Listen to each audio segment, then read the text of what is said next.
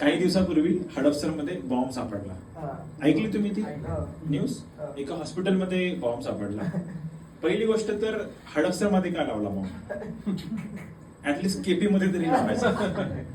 हडपसरच्या लोकांना काही फरक नाही पडला बॉम्ब लावला तरी, कारण तिथे असेच पटाके वगैरे वाजत राहतात. की पोलीसवाले आले, नंतर ते बॉम्ब पथक आलं, त्यांनी चेकअप केले. तो बॉम्ब बघितला तुम्ही? ते बॉम्बचा मी व्हिडिओ बघितला.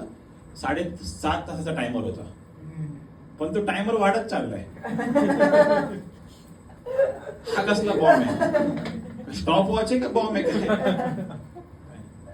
तर त्यांनी एकदम ते बॉम्ब एकदम बाहेर घेऊन गेले पुण्याच्या. एक ऑलरेडी पुण्याच्या बाहेरच होता, हडपसरमध्ये होता. तो बॉम्ब कोणी लावला ते शोध लावायला लागले. तर त्यांना कळालं की एका माणसाने लावला होता. तो नागपूरचा निघाला तो माणूस. त्याला नागपूरमध्ये पकडलं.